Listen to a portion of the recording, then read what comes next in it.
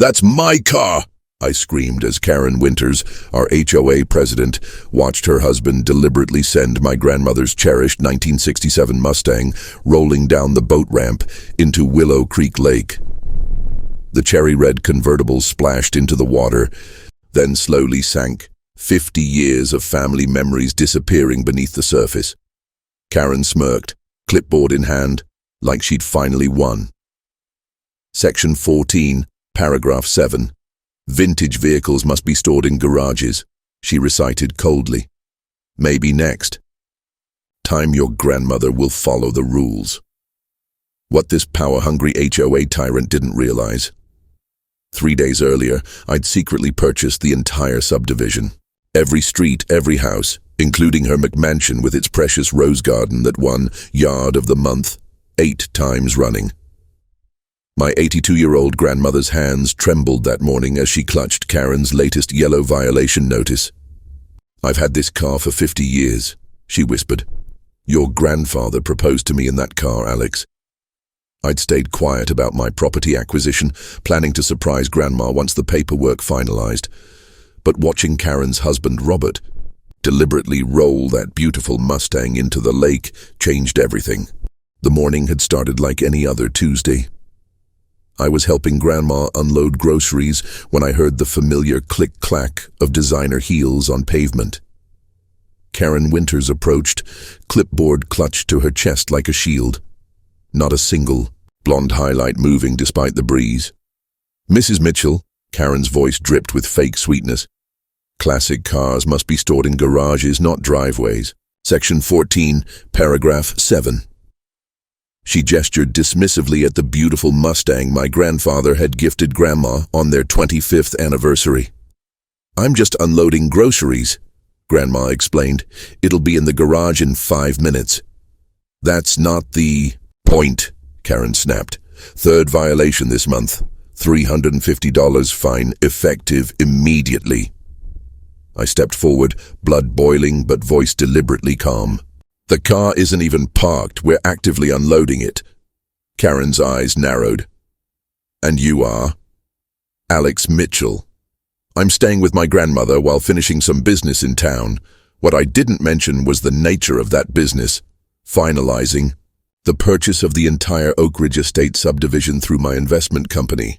"Well, Alex, unless you're on the property deed, this conversation doesn't concern you." Karen's harassment wasn't new.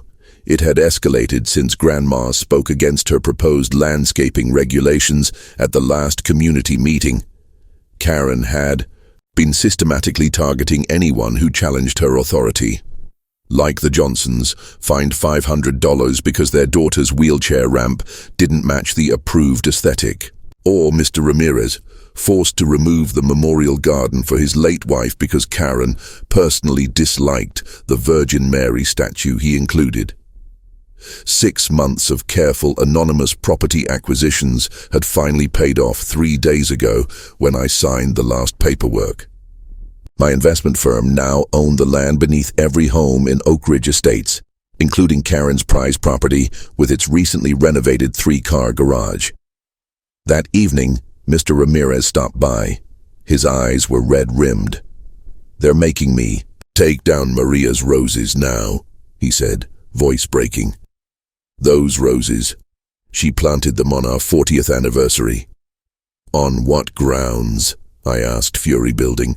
"Non-native plant species. But Mrs. Winters has the same roses in her garden." When I pointed that out, she said hers were grandfathered in before the rule change. The next morning, I discovered Karen had placed orange violation stickers on Grandma's mailbox for being 2 inches too high. Later that afternoon, she cited the Johnson family again when their disabled daughter's service dog barked at a squirrel. Noise violation, Section 17. I watched from my window as Karen's cronies photographed every minor imperfection in the homes of those who dared question her. Meanwhile, Karen's own violations, her oversized political signs, her non-regulation fence height, her excessive water usage during restriction hours, all mysteriously absent from HOA meeting minutes. I called Sam, my lawyer. How much longer until we can announce the ownership transfer? 3 more days for all the paperwork to clear. Alex, I know you're eager, but Karen cited an 82-year-old woman for unloading groceries from her car. She's making a widower tear out his dead wife's memorial garden. I'm done waiting. Later that afternoon, Grandma rested while I made work calls in the backyard. The sound of engines caught my attention. Peering over the fence, I spotted Karen with 2 HOA board members, her husband Robert and her friend Susan, standing beside Grandma's Mustang. The driver's door hung open and Robert sat behind the wheel. I dropped my phone and raced around the house. By the time I reached the driveway, Robert had backed the car into the street. "What do you think you're doing?" I shouted. "That's private property." Karen stepped forward, waving a document. Section 22 permits removal of persistent violations at the owner's expense. This vehicle has been cited 3 times this month. You can't just take someone's car. We're not taking it, Karen smiled coldly. We're relocating it to the community impound lot until proper storage arrangements are made. Your grandmother can retrieve it after paying all outstanding fines plus the towing fee. Robert revved the engine, clearly enjoying himself. The beautiful car my grandfather had maintained for decades, that my grandmother treasured above almost all possessions, was being stolen in broad daylight under the guise of HOA regulations. "Stop this right now," I warned, my voice dangerously quiet. "You have no idea who you're dealing with." Susan laughed nervously. "Is that a threat?" "Robert, document his aggressive behavior for the violation report." As Robert began driving away with Grandma's car, I grabbed my keys to follow them. But instead of heading toward any impound lot, Robert drove directly toward Willow Creek Lake at the edge of our subdivision. I followed in my rental car, bewildered and increasingly alarmed. The lake was a scenic spot with a small boat launch and picnic area. Local kids fished there on weekends. Retirees fed ducks from the small wooden dock. Karen and Susan had followed in Karen's luxury SUV, parking near the boat ramp. They got out, gesturing animatedly at Robert. Something wasn't going according to plan. I parked and jumped out just as Robert accelerated down the boat ramp in Grandma's cherished Mustang. What happened next would change everything in our quiet suburban community. I watched in horror as Robert accelerated down the boat ramp, then jumped out at the last second. The Mustang rolled forward, gathering speed, then plunged into the water with a tremendous splash. "No!" I screamed, rushing toward the water's edge. The beautiful cherry-red convertible floated for just a moment before beginning to sink, water pouring through the open windows. 50 years of memories, my grandparents' road trips, my first driving lesson, Grandma's Sunday cruises, all disappearing beneath the murky surface. Karen and Susan stood nearby, their expressions changing, from smug satisfaction to shock. This clearly wasn't part of the plan. "Robert, what have you done?" Karen gasped. Robert stood dripping at the edge of the ramp, looking panicked. The brakes, I couldn't stop it. But the smile I'd seen on his face moments before told a different story. As the roof of the Mustang disappeared beneath the water, something inside me snapped. Years of watching my grandmother being bullied by these people, of hearing stories about their petty tyranny over other residents, it all crystallized into a cold, clear purpose. I pulled out my phone and dialed 911, reporting the incident, while Karen, Robert, and Susan argued frantically among themselves. "You idiot!" Karen was shouting at her husband. "You were just supposed to take it to your brother's garage. What were you thinking?" "It was an accident," Robert insisted, but his nervous glance toward me suggested otherwise.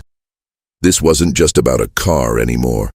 This was about power, about people who thought they could take whatever they wanted with no consequences. As police sirens wailed in the distance, I made another call to my lawyer. "Sam, it's Alex. I need you to expedite the property transfer notifications. Every single one." and call the insurance company about a 1967 Mustang convertible that was just deliberately driven into Willow Creek Lake. Karen's head whipped around as she overheard my conversation. Property transfer, she repeated, color draining from her face. I ended my call and turned to face her, a calm smile spreading across my face despite the anger burning inside. Oh, didn't you know? As of Monday, I own the entire Oak Ridge Estates subdivision, every street, every house, including yours, Karen. Karen's mouth opened and closed like a fish gasping for air. That's impossible. Is it? Funny, that's exactly what my grandmother said when you told her she couldn't park her own car in her own driveway. The police arrived moments later, followed by a tow truck to retrieve the submerged vehicle. As officers took statements and Robert was handcuffed for grand theft, auto, and destruction of property, I watched Karen's perfect world crumbling around her. This is a misunderstanding, she pleaded with the officers. We were enforcing HOA regulations. By stealing a car and driving it into a lake? One officer asked incredulously. By the time I returned to Grandma's house, the news had already spread. My phone was blowing up with texts from neighbors asking if it was true, both about Karen's husband destroying Grandma's car and about my ownership of the subdivision. The next morning, I woke to shouting outside. Peering through the curtains, I spotted Karen marching up and down the sidewalk, megaphone in hand, rallying a small group of supporters. "This is a hostile takeover," she bellowed, her perfectly highlighted hair disheveled for the first time. "He's trying to destroy our community values." My grandmother sat at the kitchen table, looking worried. "Alex, what's happening?" "Mrs. Peterson called and said you bought the entire neighborhood. Is that true?" I kissed her forehead. "It's true, Grandma. I've been working on it for months." "But why?" "Because I was tired of watching Karen and her cronies bully you and everyone else who doesn't fit their perfect suburban image." The doorbell rang, followed by aggressive knocking. I opened it to find Karen, Robert, released on bail, and Susan, along with a man in an expensive suit. "This is Conrad Wilson, our attorney," Karen announced, pushing past me without waiting for an invitation. "We demand proof of this alleged property ownership immediately." I raised an eyebrow. "You're trespassing, Karen, again, just like when you stole my grandmother's car." I pulled out the property transfer documents, sliding them across the table. "Oak Ridge Property Holdings, my company, now owns all land in the subdivision. Your house leases will continue under existing terms for now." Karen snatched the paper, hands trembling as she read. "We've never leased our homes. We own them." "You own the structures," I corrected. "But check your deed, Karen. You've always leased the land. It's common in planned communities." The attorney studied the document, his expression confirming the truth before Karen was willing to accept it. "What do you want?" Karen finally asked, her voice smaller than I'd ever heard it. "Money? Is this extortion?" My grandmother stood up, surprising us all with her firm voice. "I think what my grandson wants is for you to stop terrorizing people with your ridiculous rules, Karen, and to replace my car that your husband deliberately destroyed." Karen pointed at my grandmother. "Your car violated clear HOA guidelines. Robert was simply enforcing. Robert committed grand theft auto," I interrupted. "And as for the HOA guideline, as the property owner, I have final approval on all regulations. Effective immediately, I'm dissolving the current board and calling for new elections." "You can't do that," Susan gasped.